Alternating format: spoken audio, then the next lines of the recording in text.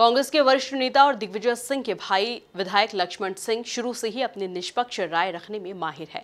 वे कांग्रेस आलाकमान को राय देने के साथ ही कैडर बेस कार्यकर्ताओं को आगे बढ़ाने की बात कहते हुए नजर आते हैं और इसी तरह एक बार फिर से उनका बेबाक अंदाज दिखाई दिया जब वो मीडिया से रूबरू हुए। इसी पर देखिए हमारी यह खास रिपोर्ट।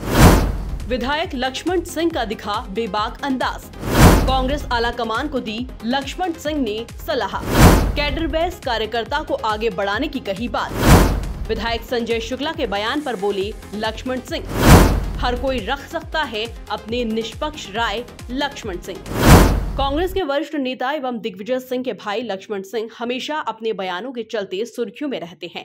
इस बार भी उन्होंने कांग्रेस आलाकमान को राष्ट्रीय अध्यक्ष का चुनाव कराने की सलाह आलाकमान को दे दी और कहा कि चुनाव से कांग्रेस की निष्पक्ष छवि दिखाई पड़ेगी। इसके साथ ही उन्होंने राहुल गांधी के राष्ट्रीय अध्यक्ष नहीं बनने की इच्छा का भी जिक्र कर दिया। कार्यकर्ता तय करेंगे, चुनाव होगा और जो होगा आपके सामने होगा। गांधी परिवार खुद मना कर रहा है, वो कहाँ कह रहे हैं? वो अपने सोनिया जी तो पहले ही इस्तीफा दे चुकी, 10 साल पहले, 15 साल पहले। आज भी वो कह रही हैं, राहुल गांधी कह रहे हैं कि नहीं हमको नहीं बनना, आप चुनाव कराइए। तो ज़बरदस्ती लोग क्यों ऐसा बार बार इस तरह का एक माहौल पैदा कर रहे हैं? गलत है, मैं इसके पक्ष में। तो प्रियंका को भी चाह रहे हैं, प्रियंका गांधी भैया चुनाव हो रहे हैं, प्रियंका गांधी लड़े, लड़ने का सबको अधिकार है। 9,000 वोट हैं, जिसको ज़्यादा मिलेंगे जीत जाएंगे। 9-10 हज़ार वोट कितने होते? 10 पंचायत के वोट हैं। तो हम तो ये मान के चल रहे हैं 10 पंचायत का चुनाव हो रहा है, 10 पंचायत का चुनाव हो रहा है। अब उसमें काय को इतना हल्ला गुल्ला मचा रहे हैं? जिसको लड़ना होगा लड़ेगा, जीतेगा जीतेगा, वो हमारा अध्यक्ष, उसके नेतृत्व में काम करेंगे।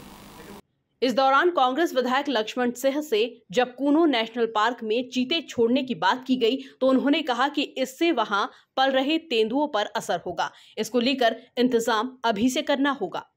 देखिए ये एक अच्छी पहल है, मैं इसके पक्ष में हूँ बिल्कुल, और ये अच्छी पहल है पर्यावरण के लिए और पर्यटन के लिए।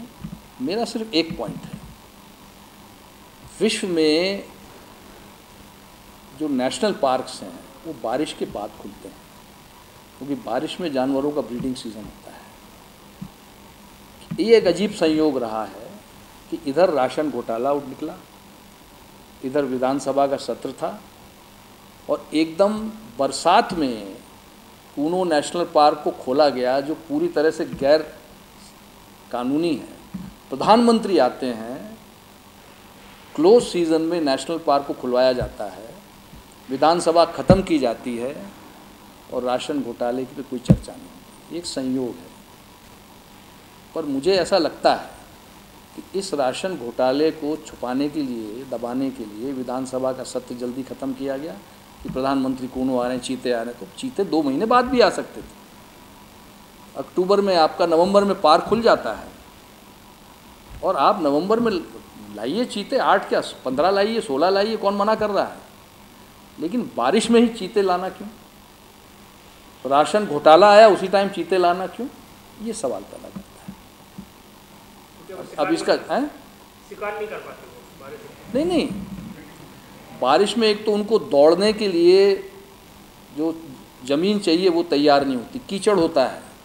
कीचड़ में कौन दौड़ेगा? चीता भी नहीं दौड़ सकता, कोई नहीं दौड़ सकता। तो एक तो खैर उनको अभी वो उसमें रख रहे हैं, एनक्लोजर में, क्वारंटीन उसमें रखा है, तो उनको कम से कम 2 महीने तो उसमें रखना चाहिए, जितने दिन भी रखेंगे।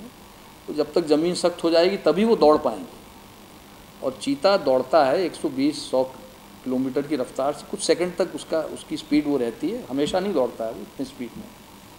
तो ठीक है, चीता के लिए पर्याप्त है। और मैं तो कहता हूँ कि और सेंचुरीज बनाना चाहिए। अभी ये जो चीते आए हैं उनसे करीब 100 तेंदुए या 125 तेंदुए जो कूनों में हैं वो डिस्प्लेस हो रहे हैं। वो कहाँ जाएंगे? अब उधर राजस्थान आ गया, सवाई माधोपुर, तो वहाँ शेर हैं, 40-50 तो शेर हैं वहाँ पे। तो चीता शेर के पास तो जाएगा नहीं, वो उनके टेरिटरी है। तेंदुआ ये उधर जाएगा नहीं, ग्वालियर तरफ जाएगा नहीं, क्योंकि ग्वालियर में शहर है, तो शहर में नहीं जाएगा।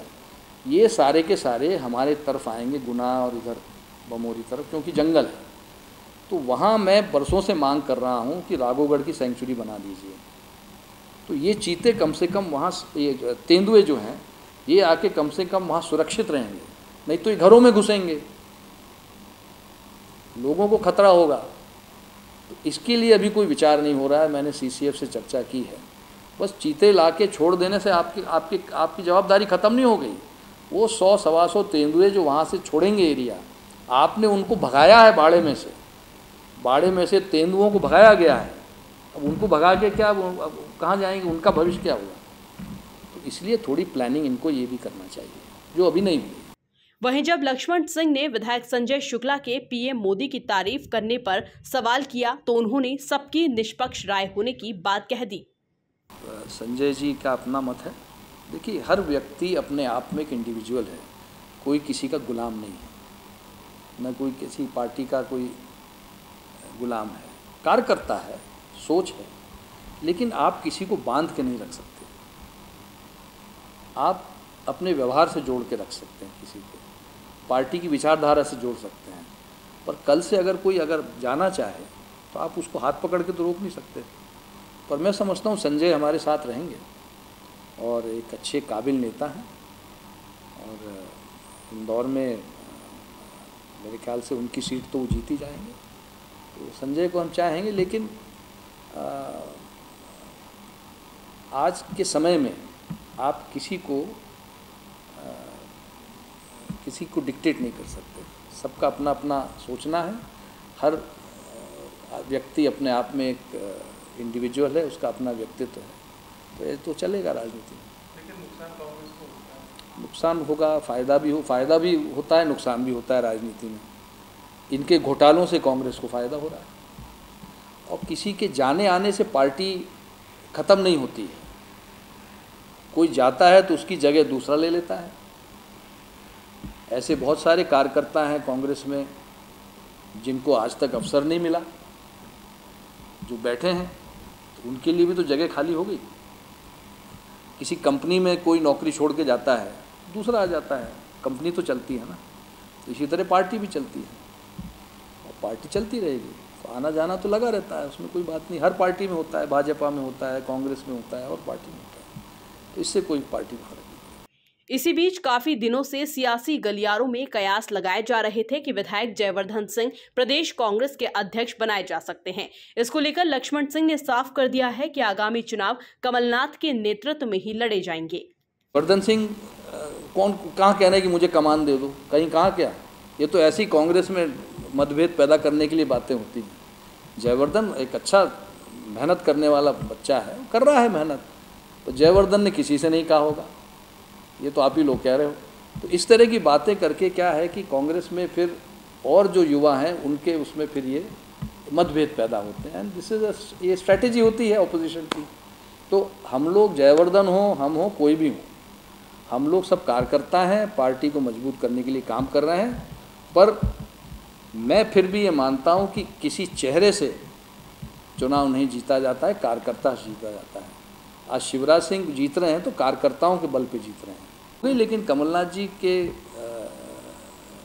साथ लोग हैं, विधायक को चले गए छोड़ के, वो ठीक है, लेकिन आज भी उनका एक ऑर्गेनाइजेशनल सेटअप है, तो कर रहे हैं। अभी देखिए, अभी 1 साल चुनाव का बचा है, अभी कोई चेंज करने से कुछ होगा नहीं। तो कमलनाथ जी के नेतृत्व में हम लोग चुनाव लड़ेंगे। तो अब कहा जा सकता है कि आगामी समय में प्रदेश कांग्रेस में कोई परिवर्तन नहीं होने वाला और कमलनाथ ही प्रदेश कांग्रेस के सर्वे सर्वा होंगे। Bureau report, MP news, Indore.